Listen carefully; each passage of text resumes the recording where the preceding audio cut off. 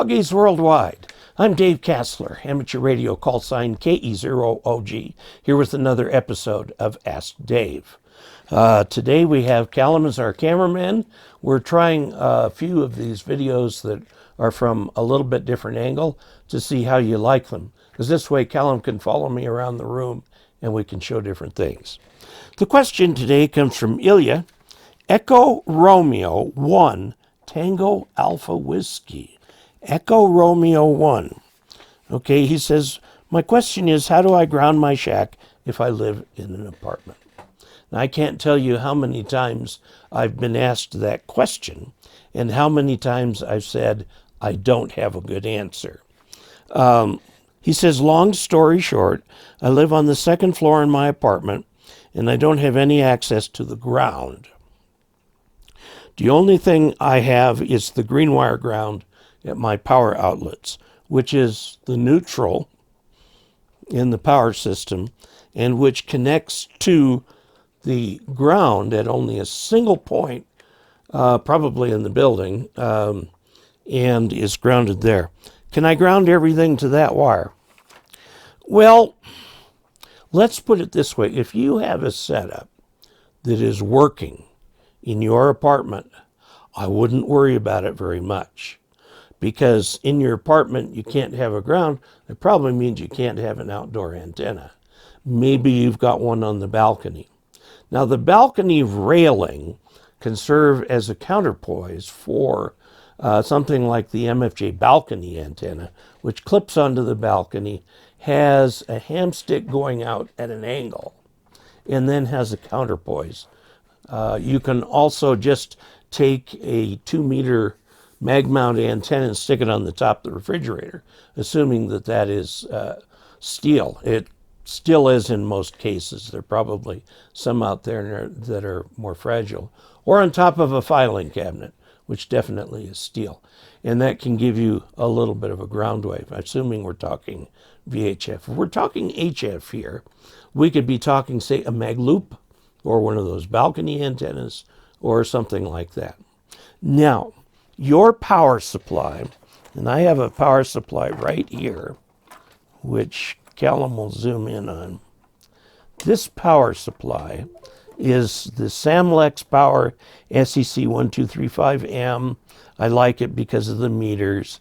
And the thing about it is that the DC ground that comes out of this, you've got 2 wires coming out, red and black, that go to your radio, okay?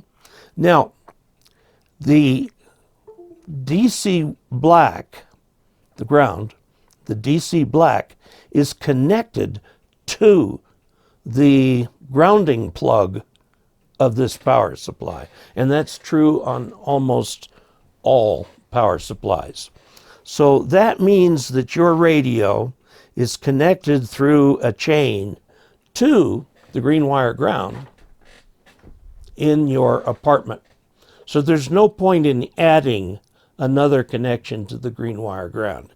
It does that for safety reasons, not RF ground reasons. If you try the magnetic loop, now all magnetic loops have coax going into them, and then they've got a loop about that big that drives the bigger loop.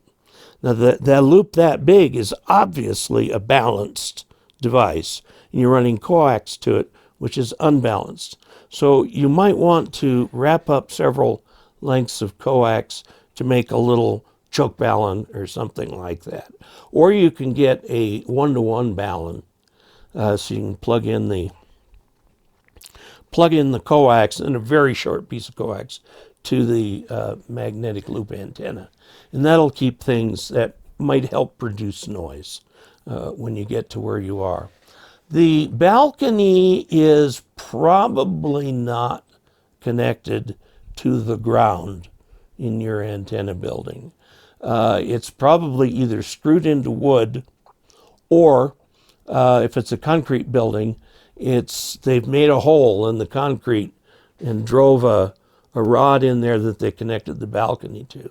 That does not ground the balcony. You can try an MFJ artificial ground, which tunes a counterpoise, which is primarily capacitive, to be an actual ground. They're tricky to use. You have to constantly fiddle with them every time you change frequency. So this is why I'm saying, if you're not running into RFI problems while you have your ground, the way you have your antenna set up, don't mess with success. Don't fix what's not broken. Now, since you're only on the second floor, you might be able to get away with running a black or something, number 2 cable, or actually number 6 cable would be fine, down to a ground rod that's discreetly driven into the ground right next to the building, and the wire very carefully tacked into place by an electrician or something to get a real live ground in your building. Okay, so